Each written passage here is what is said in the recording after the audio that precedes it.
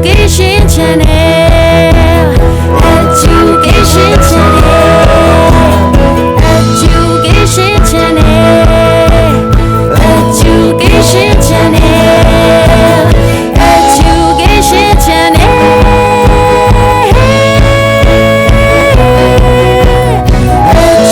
Education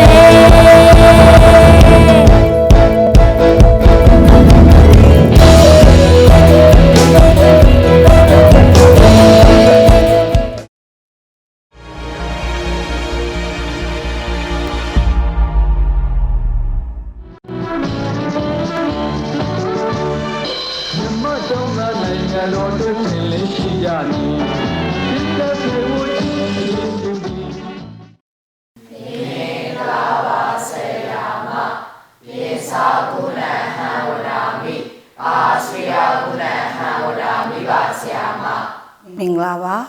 a good Tavero goose, Yama Salabio, chapter 5 Hega, varieties of living organisms, plants Namu Jam Yobame, Livawone, Moses Lady Jamo. No, Livawone, Moses Lady Ashi Maruale, Tige Bidaba, Jenny, the vision also where Beremashi Sura, Mammy Dela, the vision Beremashile, Obare. I don't want a genuinely la lu gumaro through what they say, your shilling, your jama chete. Livao and Moses. The bryophyte are regarded as the most primitive land plant. Bryophyte ha she jazo, coma powder, a pin lady pichare. They include two main groups, Livawot and Moses. Through ma adiga also gwen nakushi Livawone, Moses ure, a pin lady pichare. Most of them grow on damp shaded soil and Yazuaro, so bido, yare niyama, aoyaujare. The characteristic feature of bryophyte are bryophyte ye, tujare with the lacanarigaro. Number 1, Livawot commonly have a fork-tailed like body and Moses have a small stem bearing tiny leaf.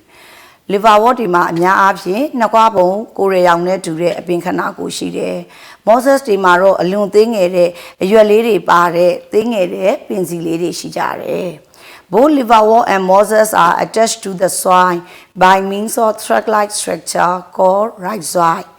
Livawot and Moses namyolo ma so yin achi myin ne dure amyi yaung leri abye nyi ko thuru ba lou tha le kout twe ta de. Yamaru, Livawot lady, Dima, Yamaru, Quatema Shide, Livawot lady ha, Pajamale, Druma, a chimney to get to Redoja, Yango, thing it, and Yin lady, Niji, go to Rajare, Livawot lady Sura, Damu lady, Allah, a Dambino, La Lila Luyare. Number 2, characteristically Jibao, the plant body had no vascular system. A pingore masolushi, a sayo poeside, mabashi bao. They are composed mainly of parenchymated tissue. Through go, a pingore lady go, a diga abshin, parenchyma, sewa tissue lady ne, poesida rapsete. Number 3, the sex organs are multicellular. Through ye, laying area, semiazwane, poesida. A layer of sterile cells surround the gamete and spore. A layer of sterile cell kore, myungne cell at the Loaregabe, Camille lady ne, spore lady go, wing and bidara, separe. Number 4, there is formation of an embryo after fertilization, which takes place in the presence of water. The re-aungin below bide nauma, a pin long lady, Prezi Pipore. The re-aungin hale, Yeshimabe, the re-aungin, Pipuanaimare. Number 5, the life cycle of bryophyte shows 2 distinct phases. Bryophyte ye, Bawasa Wimasuye, Chinshare, user Nakugo, Yatanibare. One of them is green thalloid or leafy plant, which reproduce sexually by production of gamete. Nakuna Takuaro, a sayang being Goreang neture, Tomoho, a yapare, a pin lady pite, Lagano Azui, Yoba said he would talk baby door, then she knew what avare. Based on the nature, it is termed as gametophyte. To the Bawapoma, she can be your round binigo, Yoba says, I'll be low, collide. Livawot, Riccia, occurrence. Riccia is a common liverwort which grew as green patches on moist ground. Riccia ပင်လေးတွေဟာဆိုလို့ရှိရင်တွေ့မြင်နေကြ liverwort ပင်လေးတွေပဲဖြစ်ပြီးတော့၎င်းတို့ဟာဆိုလို့ရှိရင် Riccia ပင်လေးတွေပေါ့နော်သူတို့ဟာဆွဆွတဲ့နေရာတွေမှာဆိုလို့ရှိရင်ဘာဖြစ်မှာလဲအကွက်လိုက်ပေါက်ရောက်တာကိုတွေ့ရတယ်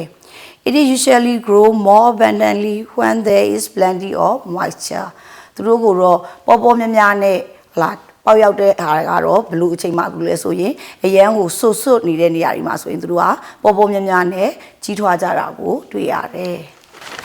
အခုဆက်လက်ပြီးတော့ဆရာမက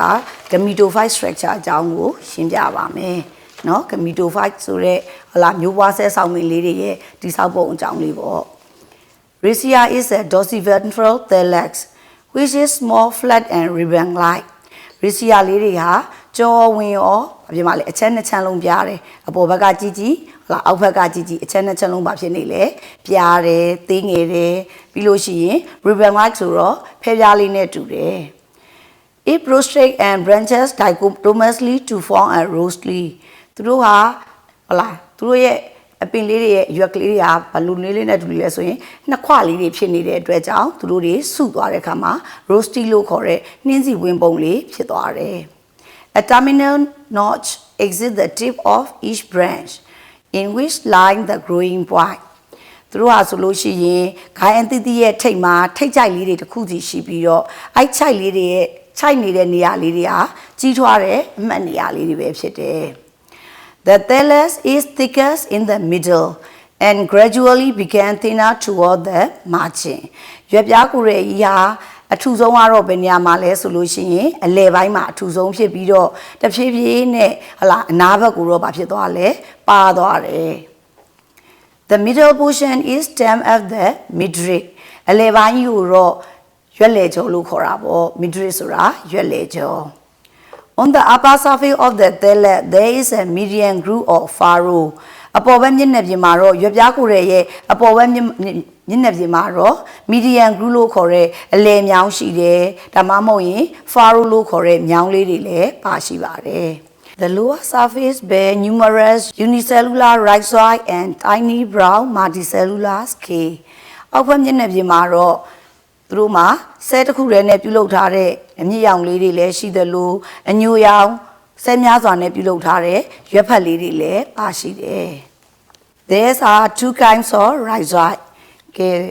တော့သူတို့မှာ two kind of rhizoid လို့ပြောတဲ့အမြင့်ရောင်လေးပုံစံနှစ်မျိုးနဲ့တွေ့ရမယ် Smooth wall and tuberculate Smooth wall ဆိုတာကတော့နရံညီညာတဲ့ညနေပြင်ရှိတဲ့ rhizoid လေးတွေရဲ့ tuberculate ဆိုတာကတော့အဖုအထစ်လေးတွေပါတယ်ညနေပြင်ရှိတဲ့ rhizoid ဆိုပြီးတော့ rhizoid မျိုးစားနှစ်မျိုးတွေ့ရမယ် The tuberculate rhizoid possess pack-like outgrowth projecting inward from the wall and serve to absorb water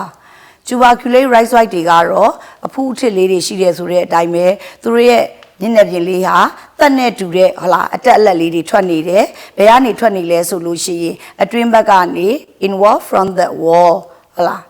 from the wall နေရန်ကနေအတွင်းဘက်ကိုပါဖြစ်နေလဲထိုးထွက်နေတယ်ပြီးလို့ရှိရင် serve to absorb water သူတို့ကတော့ရေကိုစုပ်ယူဖို့အတွက်လှုပ်ဆောင်ပေးတယ် The smooth rhizoid serve for anchorage ချောမွေးတဲ့မျက်နှာပြင်ရှိတဲ့အမြင့်ရောင်လေးတွေကတော့ကုတ်တွယ်ဖို့အတွက်လှုပ်ဆောင်ပေးပါတယ်ကဲအခုနောက်တစ်ခုကတော့ reproduction အကြောင်း Riccia reproduce both by vegetative and sexual method Riccia တွေဟာနီလန်းနဲ့မျိုးပွားနိုင်ကြတယ် vegetative လို့ခေါ်တဲ့ပင်ပိုင်းမျိုးပွားခြင်းအပြင်လည်းမျိုးပွားနိုင်တယ်လို့ sexual method လိင်ရှိနည်းနဲ့လည်းဖြစ်နိုင်လေမျိုးပွားနိုင်တယ် In vegetative reproduction the loop of thallus began separate due to the death of older birds ကဲ vegetative reproduction လို့ခေါ်တဲ့ပင်ပိုင်းနည်းနဲ့မျိုးပွားခြင်းမှာတော့ loop of thallus လို့ခေါ်တဲ့ရွက်ပြားကိုယ်ရဲ့အဝိုက်ချမ်းလေးတွေကနေဟလာ began separate ဆိုတာကွဲထွက်လာတယ်ကွဲထွက်လာပြီးတော့အဲ့ကွဲထွက်လာတဲ့အပိုင်းလေးတွေကနေဟလာတေးကြီးပြက်စီးသွားပြီးတော့နောက်အသစ်ကလေးတွေပါဖြစ်သွားလဲထပ်ထွက်လာတယ်ပြုတ်ထွက်သွားမယ်ဟလာအသက်ကြီးတဲ့အစိမ်ပိုင်းလေးတွေပြုတ်ထွက်သွားမယ်ပြုတ်ထွက်သွားပြီးတော့သူတို့ဘာဖြစ်မှာလဲအသစ်ကလေးတွေဆဲသစ်လေးတွေထပ်ပြီးတော့ထွက်ပြီးတော့သူတို့ပင်ပိုင်းကြီးထွားခြင်းအပြင်မျိုးမပွားနိုင်ဘူးလားမျိုးပွားနိုင်တယ် The separated loop grow into new plant အဲ့တော့ကွဲထွက်လာတဲ့အဝိုက်ချမ်းလေးတွေဟလာရွက်ပြားကိုတွေရဲ့ပြုတ်ထွက်သွားတဲ့အဝိုက်ချမ်းလေးတွေကနေ into new plant ဆိုတဲ့အပင်သစ်ကလေးတွေဆက်ပြီးတော့ကြီးထွားလာနိုင်တယ်။လိင်ရှိမျိုးပွားခြင်းမှာတော့ကြည့်ရအောင် sexual reproduction is by means of male and female sex organ known as antheridium plural antheridial and the archegonian plural archegonia ကဲလိင်ရှိမျိုးပွားခြင်းဆိုတာကတော့အဖိုမမျိုးပွားအင်္ဂါတွေနဲ့မျိုးပွားခြင်းဖြစ်တယ်အဲ့ဒါကြောင့်လားအဖိုမျိုးပွားအင်္ဂါကိုဘာလို့ခေါ်လဲဆိုရင်ဆရာမတို့ antheridium လို့ခေါ်တယ်အမမျိုးပွားအင်္ဂါကို archegonia လို့ခေါ်တယ်အဲ့တော့အဲ့လိင်အင်္ဂါတွေအပြင်မျိုးပွားရင်တော့ဆရာမတို့က sexual reproduction လို့ခေါ်တယ်ကဲအခုဆက်လက်ပြီးတော့ spore ဆောင်မီလေးတွေအကြောင်းကြည့်ရအောင် saprophyte The mature saprophyte consists only of the capsule, which is a spherical sac-like structure. ရင်းချက်တဲ့ spore ဆောင်မီလေးတွေမှာဆိုလို့ရှိရင် capsule လေးတစ်မျိုးပါရှိတယ်။အဲ့ capsule လေးอ่ะဆိုလို့ရှိရင် spherical sac-like structure ဆိုတော့ဘယ်လိုတိစောက်ပုံလေးလဲစက်လုံးပုံတဲ့လုံးဝင်းနဲ့အိတ်ကလေးပေါ့။စကြည့်ရအောင် It remains embedded in the thalamus and is entirely dependent upon it for food and water. ကဲသူတို့ဟာဆိုရင်၎င်းမျိုးမုံအိတ်ကလေးတွေဟာအပင်ကိုယ်ရဲ့ရောင်ထဲမှာဘာဖြစ်လဲနင်းမြုပ်ဝင်နေပြီးတော့အစာနဲ့ရေကို၎င်းအပင်ကိုယ်ရဲ့ရောင်ပေါ်မှာဘာဖြစ်မှလဲစုပ်ယူရတယ်အဲ့တော့အစာနဲ့အပင်ကိုအပင်ကိုယ်ရဲ့ရောင်လေးတွေကနေစုပ်ယူပြီးတော့ရရှိတယ် Number 3 the saprophyte produce a large number of tiny spore saprophyte လို့ခေါ်တဲ့မျိုးမုံဆောင်မီလေးတွေဟာ produce ဘာတွေကိုထုတ်လဲဆိုလို့ရှိရင် a large number of tiny spore သေးငယ်တဲ့မျိုးမုံမြောင်များစွာကိုထုတ်လုပ်ပေးကြတယ် These spores are liberated after the death and decay of the capsule wall and thallus အဲ့ဒီမျိုးမုံလေးတွေဟာဘယ်အချိန်မှလွင့်ထွက်လာလဲဆိုရင် capsule wall and thallus လို့ခေါ်တဲ့ဟုတ်လားမျိုးအိတ်ကလေးမျိုးမုံအိတ်ကလေးနဲ့မျိုးမုံအိတ်ရဲ့ရွက်ပြားကိုယ်ရဲ့ကြီး death and decay တေးကြီးပျက်စီးသွားတဲ့အခါမှာပျက်စီးယိုယွင်းသွားတဲ့အခါမှာမျိုးမုံလေးတွေ liberated လွတ်မြောက်ပြီးတော့ထွက်လာကြလိမ့်မယ် Under favorable condition the spore germinate into a small green filament which subsequently grow into a new plant တင်တော်တဲ့အခြေအနေအောက်မှာပေါ့ပဝင်းကျင်အခြေအနေတွေကသူတို့အတွက်အပင်ပေါက်ဖို့အခြေအနေတွေကောင်းတယ်ဆိုလို့ရှိရင်အဲ့ဒီမျိုးမုံလေးတွေကနေ germinate ဟလာအပင်လေးတွေပေါက်လာမယ်အရင်ဆုံးတော့ small green filament သင်းငယ်တဲ့အစိမ်းရောင်အမြင်လေးတွေအနေနဲ့ထွက်လာမယ်ပြီးတော့မှ subsequently ဆိုတဲ့အတိုင်းများမကြမီမှသူတို့ဟာ new plant အပင်သစ်ကြီးလုံလားဖြစ်ပေါ်လာမယ်ကဲဒီချက်ကအခုဆက်လက်ပြီးတော့ moss အပင်လေးအကြောင်းကိုရှင်းပြမှာဖြစ်တယ်ကဲ moss လေးတွေဟာ funaria အုပ်စုလေးတွေမျိုးစိတ်လေးတွေလည်းရှိတာပေါ့ကဲသူတို့ရဲ့တွေ့ရှိရနေရ occurrence လေးကိုအရင်ပြောမယ် Mosses are higher bryophyte Mosses တွေဟာအစင်းမြင့်တဲ့ bryophyte အုပ်စုတွေဖြစ်ပါတယ် liverwort တွေလည်းဘာဖြစ်မှလဲ bryophyte အုပ်စုပဲ Mosses လည်း bryophyte အုပ်စုပဲဒါပေမဲ့ Mosses လေးတွေကတော့ဘာဖြစ်လဲပို့ပြီးတော့အစင်းမြင့်တဲ့အုပ်စုတွေဖြစ်ကြတယ် They usually grow on old dam wall tree trunk and dam soil during the rainy season ကဲသူတို့ကတော့အများတန်းပဲအချိန်မှာဘယ်မှာတွေတွေ့ရလဲဆိုလို့ရှိရင် old dam wall လို့ခေါ်တဲ့ဆွတ်တဲ့နေရန်ဟောင်းကြီးတွေ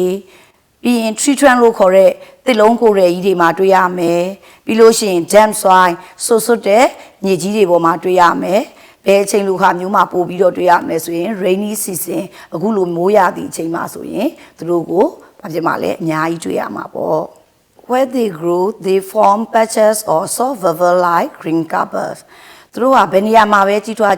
သူတို့ကိုအစိမ်းရောင်အကွက်လိုက်အနေနဲ့တွေ့ရတယ်။အဲ့တော့သူတို့ဟာဆိုလို့ရှိရင်အစိမ်းရောင်အကွက်လိုက်တွေဖြစ်တဲ့အတွက်ကြောင့်ဂရီဘာကော်စောကြီးလိုပဲဂရီဘာကော်စောကြီးကနူးညံ့နေအဲ့ဒါမျိုးပဲသူတို့တွေကလည်းဘာဖြစ်မှလဲနူးညံ့နေဂရီဘာကော်စောကြီးလိုဘာဖြစ်မှလဲအကွက်လိုက်ပေါက်ရောက်တာကိုတွေ့ရတယ်။ The most commonly found moss is Funaria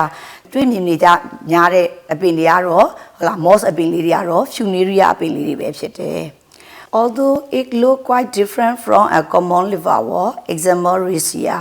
Funaria has the same type of life cycle. Riccia နဲ့ကွဲပြားခြားနားတော့လေအမျိုးအစားတူတဲ့ဘဝစဝင်တွေရှိကြတယ်။ The leafy plant body is the gametophytic generation and saprophyte is born on the gametophyte.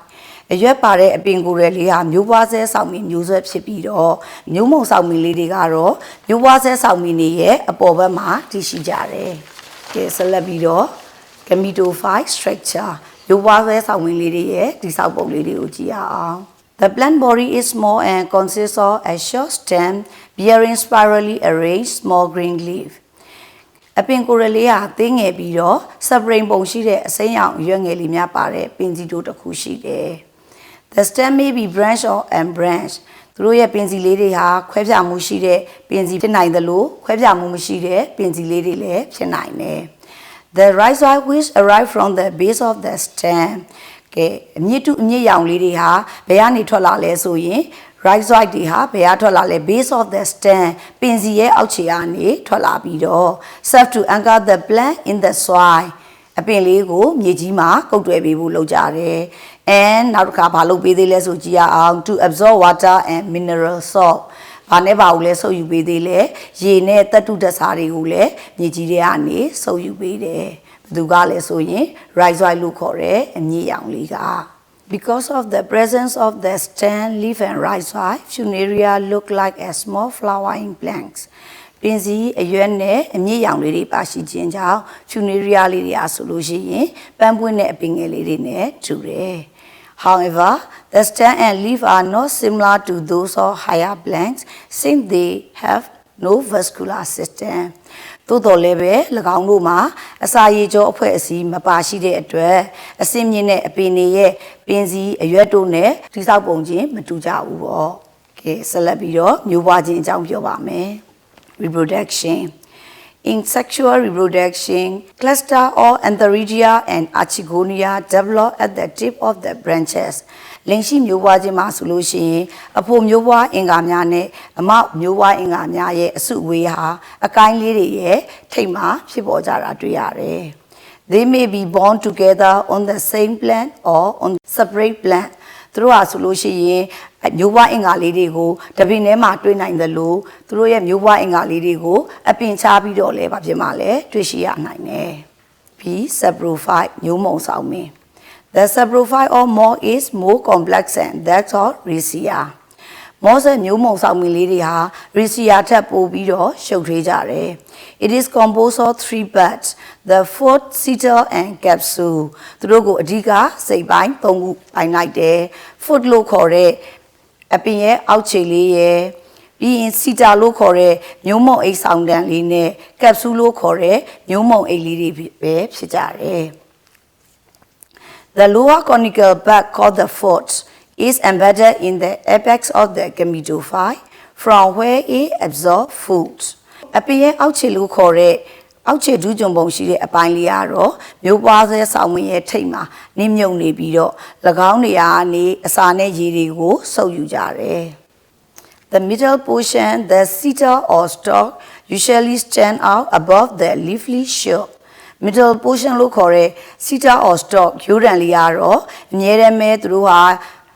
leafy shoot လို့ခေါ်တဲ့အရွက်အညွန့်တက်လေးတွေရဲ့အပေါ်မှာထောင်မှတ်နေကြတယ်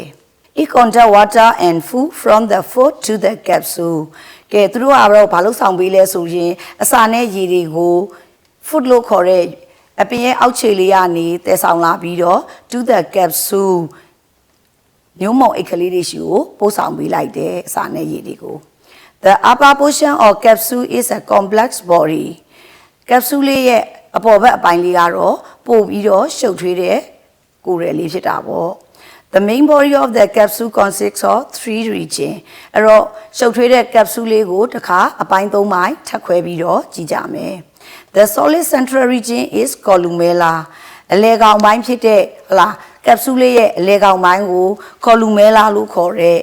ဥရိုင်ပိုင်းလို့ခေါ်လိုက်တယ် Next to the columella is the spore set, consisting of a large number of tiny spores.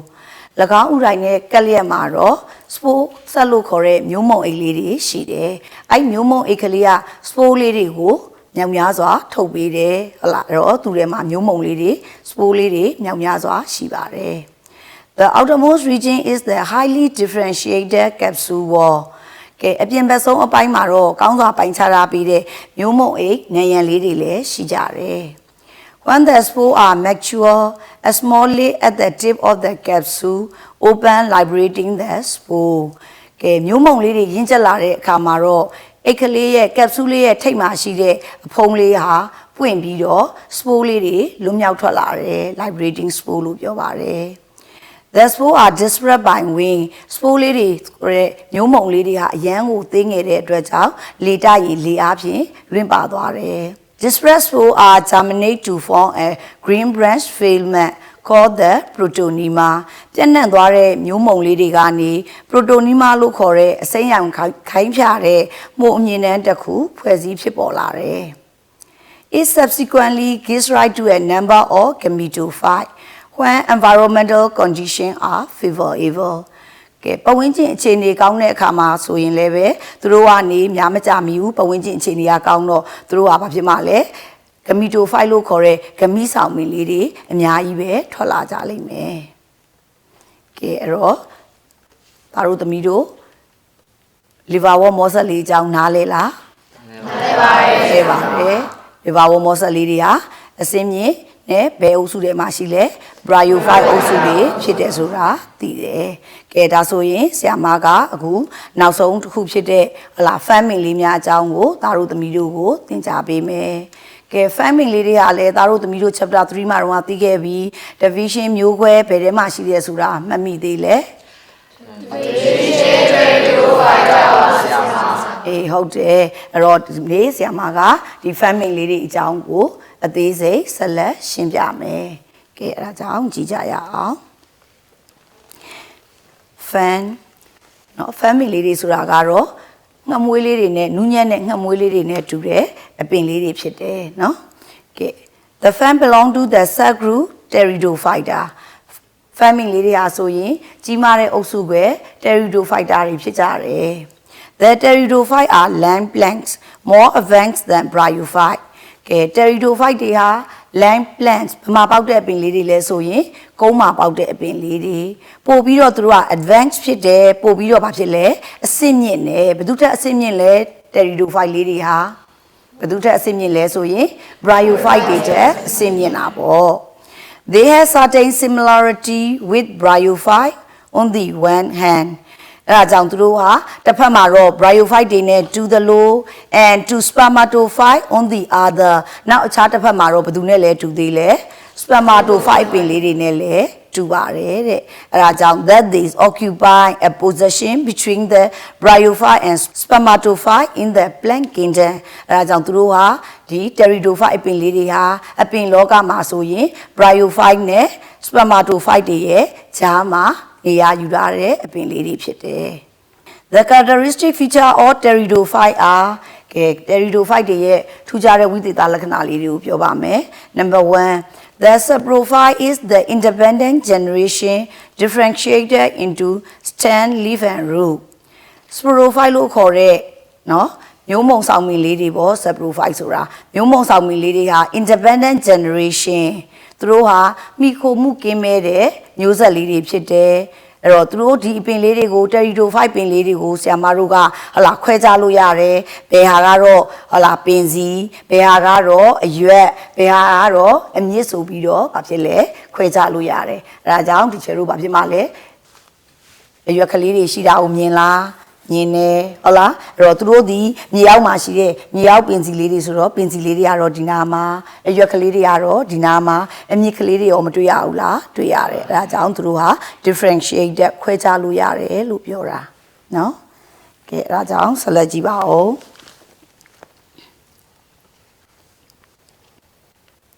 Number 2 a well-developed vascular system extends throughout the plant body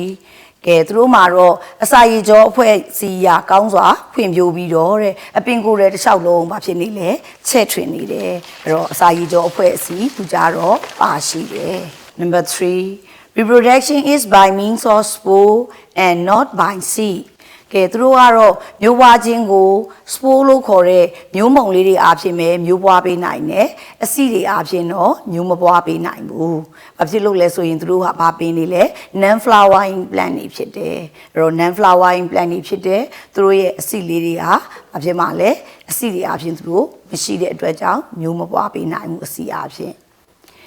Number 4 There is embryo formation after fertilization, which usually occur in the presence of water. ကဲသူတို့ကို embryo formation လို့ခေါ်တဲ့ပင်လောင်းလေးဖြစ်ပေါ်တာကိုဘယ်အခါမှတွေ့ရမလဲဆိုလို့ရှိရင် after fertilization တရေအောင်ပြီးမှသာဟလာတရေအောင်ပြီးတဲ့နောက်မှသာဘာဖြစ်နိုင်တာလဲပင်လောင်းလေးဖြစ်ပေါ်နိုင်တယ်အဲ့ပင်လောင်းလေးဖြစ်ပေါ်ဖို့အတွက်ကလည်းဘာရှိနေရမလဲဆိုရင်ရေရှိနေရမယ်ရေရှိရင် fertilization ဖြစ်မယ် fertilization ဖြစ်ရင် embryo လေးဖြစ်ပေါ်လာနိုင်တယ် number 5 The life cycle of pteridophyte show distinct alternation or generation ကဲ pteridophyte တွေရဲ့ဘဝဆက်ဝင်မှာလည်းထင်ရှားတဲ့ alternation or generation မျိုးဆက်တစ်လက်စီဖြစ်ပေါ်ခြင်းကိုပြသနေပါတယ် Number 6 The saprophyte is the conspicuous and independent generation ကဲဒီ pteridophyte အပင်လေးတွေအုပ်စုမှာတော့ sporophyte လို့ခေါ်တဲ့မျိုးမုံဆောင်ပင်လေးတွေဟာ conspicuous ထင်ရှားပြီးတော့သူတို့ဟာဘယ်သူ့ကိုမှမမိခိုးရတဲ့မျိုးဆက်ဖြစ်တယ်အဲဒါကြောင့် independent generation လို့ပြောလိုက်တယ်ရမလားကဲရမယ်ဆိုရင်ဒီချက်ကသူတို့ရဲ့ဟလား pteridophyte အုပ်စုထဲမှာပါတဲ့ Ariadne လေးတွေကို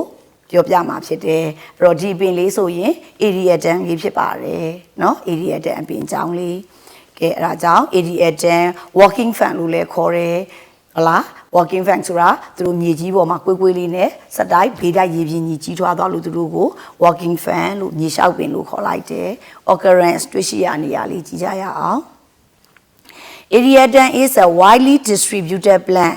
Ariadne လို့ခေါ်တဲ့ဒီအပင်လေးတွေဟာဆိုလို့ရှိရင် widely distributed plant ကျယ်ကျယ်ပြန့်ပြန့်နဲ့ပြန့်နှံ့ပေါက်ရောက်တဲ့အပင်လေးတွေဖြစ်တယ်အဲ့တော့ကျယ်ပြန့်တာနဲ့ပြန့်နှံ့ပေါက်ရောက်တယ်ဆိုတော့နေရာတိုင်းလူနီးပါးမှာတွေ့ရတာပေါ့ It grew abundantly in damp shaded locality of the tropical and subtropical region of the world ကဲသူတို့ကိုပေါ်များများ abundantly ပေါ်များစွာနဲ့ဟလာကြီးထွားတဲ့နေရာတွေကတော့ဘယ်နေရာတွေမှာတွေ့ရလဲဆိုရင်ကမ္ဘာအပူပိုင်းဒေသနဲ့အပူလျော်ပိုင်းဒေသမှာရှိတဲ့အရေးရပြီးတော့ဆွတ်တဲ့နေရာတွေမှာဆိုရင်တော့သူတို့ကို abundantly ပေါ်များစွာနဲ့တွေ့ရလိမ့်မယ် saprophyte structure ကို selection ပြမယ် Ariadne has a long creeping or short erect underground stem or rhizome bearing pinnately compound leaf Ariadne မှာရှေ့လျားပြီးတော့တွားသွားနေတဲ့ပင်စီသို့မဟုတ်တိုးပြီးတော့ထောက်မှတ်နေတဲ့မြေအောက်ပင်စီ rhizome လေးတွေပါရှိတယ်ဒါမှမဟုတ်ရင်ငှက်မွေးပုံရပောင်လေးတွေလည်းပါရှိကြတယ် The quiet leaf is like a string and it unrolls from the base toward the apex succinate vernation and gradually grow into a large compound leafကဲသူတို့မှဆိုလို့ရှိရင်ရစ်ခွေနေတဲ့အရွက်နုလေးတွေဟာဆိုရင် spring ကဲ့သို့ဖြစ်နေတယ်အဲ့အရွက်ကလေးတွေဟာအောက်ခြေကနေထိပ်ဘက်ကိုရွက်ကြောလေးတွေဟာဘာဖြစ်မှလဲအလိတ်လေးတွေဖြည့်ဖြည့်လာတယ်အဲ့ဒါကိုအလိန်ခွေရွက်ကြောဖြာခြင်းလို့ခေါ်ပြီးတော့တဖြည်းဖြည်းနဲ့ကြီးမားတဲ့ရွက်ပေါင်းကြီးဖြစ်သွားကြတယ် It has a shining dark brown or black petiole ပြီးရင်သူတို့မှဆိုလို့ရှိရင်တောက်ပတဲ့အညိုရင်းရောင်သို့မဟုတ်အရောင်petiole လို့ခေါ်တဲ့ရွက်ညာလေးလည်းပါရှိတယ် The petiole and racquet are hard ရွက်ညာလေးနဲ့ရိုးရံကတော့မာကျော်တယ် Root grow in cluster from the underside of the rhizome ကဲသူတို့မှာတော့အမြစ်တွေဟာထွက်လာရင်အစုလိုက်အပြုံလိုက်ကြီးထွက်လာတယ်ဘယ်နာကနေထွက်လာလဲဆိုရင် rhizome လို့ခေါ်တဲ့မြေအောက်ပင်စီရဲ့အောက်ဖက်ဘေးလေးကနေအစုလိုက်အပြုံလိုက်ထွက်လာကြတယ် The stem and root possess both parenchymatous and vascular tissue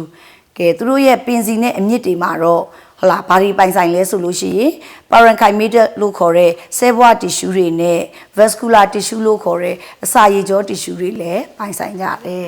reproduction မျိုးပွားခြင်းအကြောင်းဆက်လက်ကြည့်ပါဦး The saprophyte or Ariadne reproduce vegetatively and asexually Ariadne ရဲ့မျိုးမုံဆောင်မီတွေဟာပင်မိုင်းနည်းနဲ့မျိုးပွားနိုင်တယ်လို့လိမ်မဲ့နည်းနဲ့လည်းမျိုးပွားနိုင်ကြတယ် Root produce from the tip or long spreading leaf when they touch the ground at some distance from the parent plant ကဲရှေ့လျားပြန့်ကားနေတဲ့အရွက်ရဲ့ထိတ်ကလေးတွေကနေဟလာအရွက်ရဲ့ထိတ်ကလေးတွေကမြေကြီးမှာလာထိတယ်ထိလိုက်တာနဲ့အဲ့ထိတဲ့နေရာထိတ်ဖြားလေးကနေဘာဖြစ်မှလဲအမြင့်သစ်တွေထုတ်ပြီးတာပေါ့ကဲအဲ့အမြင့်သစ်တွေထုတ်တဲ့နေရာကလည်းမိခင်အပင်နဲ့အရန်ကိုမကွာဝေးဘူး A new plant soon develop from each rooted tip of the leaf ကဲအဲ့တော့ မိခင်အပင်နဲ့မကွာဝေးရဲ့နေရာနေအမြင့်ကလေးတွေထွက်လာပြီးတော့အပင်သစ်ကလေးပေါက်လာပြီးအဲ့အပင်သစ်ကလေးဟာဟလာဘာဖြစ်မှလဲချက်ချင်းကိုပဲဟလာအမြင့်ထွက်ပြီးတာနဲ့အပင်သစ်လေးဖြစ်ဖို့အတွက်အရွက်တွေပါထွက်လာတာပေါ့အဲ့ဒါကြောင့် a new plant soon develop ချက်ချင်းပဲဖွံ့ဖြိုးလာတယ်လို့ပြောတယ်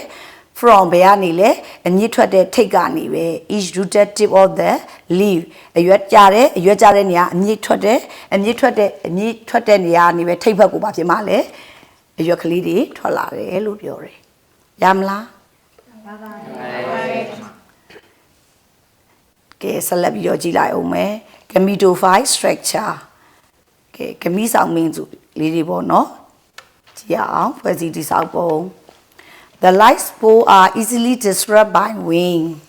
ကဲ spore လေးတွေကမျိုးမုံလေးတွေကအရန်ကိုသေးငယ်တဲ့အတွက်ကြောင့်လွယ်ကူကူလေတိုက်တာနဲ့ဘာဖြစ်နိုင်လဲပြန့်နှံ့သွားနိုင်တယ်လေတိုက်တာနဲ့လွင်ပြီးတော့တခြားနေရာကိုရောက်သွားနိုင်တာပေါ့ under favorable environmental condition တင်တော်တဲ့ပတ်ဝန်းကျင်အခြေအနေအောက်မှာ the spore may germinate to form a short green filament ကဲ spore လေးတွေကနေဘာလေးတွေထွက်လာပြီလဲမျိုးမုံလေးတွေကနေgerminate အပင်လေးတွေပေါက်လာတယ်ဘလို့ပေါက်လာလဲဆိုရင်တူတဲ့အစိမ်းရောင်အမြင်လေးတွေအနေနဲ့သူတို့အပင်လေးတွေပေါက်လာတယ် which soon grow into a gametophyte called the prothallus ကဲမကြမီမှာပဲအဲ့အစိမ်းရောင်အမြင်လေးတွေကနေဂမိဆောင်မင်းလေးဖြစ်လာတယ်အဲ့ဂမိဆောင်မင်းလေးကို prothallus လို့ခေါ်တယ် the prothallus is a thin green flat heart-shaped body with a conspicuous notch and fixed to the soil by root-like rhizoid borne on it and the surface ကဲအဲ့ဒီတော့ prothallus လို့ခေါ်တဲ့ဒီဂမိဆောင်မင်းကြီးရဲ့ဟလာရွက်ပြားကိုရဲ့အရာပါတယ် thin ဖြစ်တယ်စိမ်းတယ် green ပြီးရင် flat ပြလေးပြီးရင်ဗာနဲ့တူလဲဆိုရင်တော့နှလုံးပုံသဏ္ဍာန်ခန္ဓာကိုယ်လေးပေါ့သူရဲ့ရွက်ပြားကိုယ်ရဲ့အရာ heart shape body ဖြစ်တယ်အဲ့တော့ heart shape ဆိုတော့ဟလာအပြင်မှာလဲအချိုက်လေးပါတာပေါ့အဲ့ဒါကြောင့် with conspicuous notch ဆိုတာအချိုက်ကလေးကိုပြောတယ် and ပြီးလို့ရှိရင်သူတို့ဟာ fixed to the soil မြေကြီးကိုလည်းသူတို့ဘာလုပ်ထားနိုင်လဲကုတ်တွယ်ထားနိုင်တယ်ဘာတွေနဲ့ကုတ်တွယ်ထားမှလဲဆိုရင်တော့ root like right side အမြင့်နဲ့တူတဲ့ဟုတ်လားအမြင့်ရောင်တွေအားဖြင့်မြေကြီးကိုဘာလုပ်ထားပေးမှလဲကုတ်တွယ်ထားမယ်ဒါဆိုရင်အဲ့အမြင့်ရောင်လေးတွေဘယ်ကထွက်လာမှလဲဆိုရင် born on it and the surface သူတို့ရဲ့အောက်ဖက်မျက်နှာပြင်ကနေအမြင့်ရောင်လေးတွေထွက်လာပြီးတော့မြေကြီးကိုလည်းကုတ်တွယ်ထားပေးနိုင်တယ်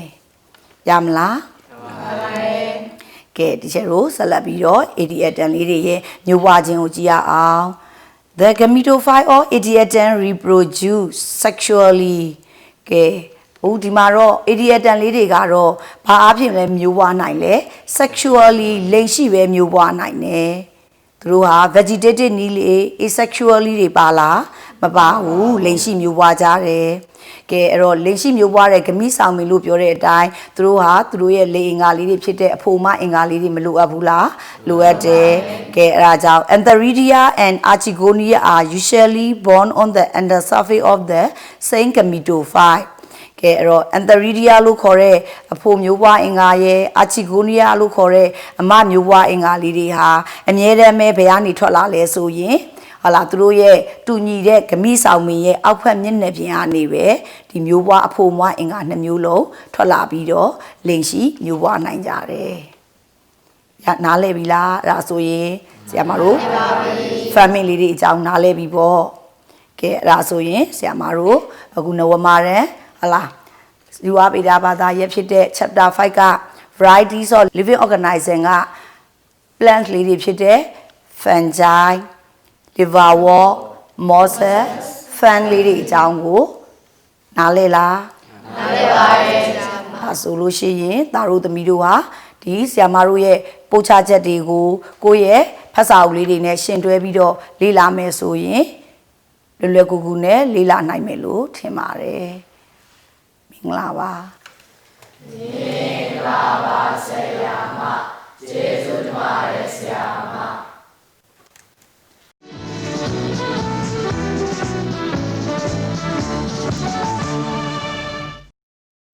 Education Channel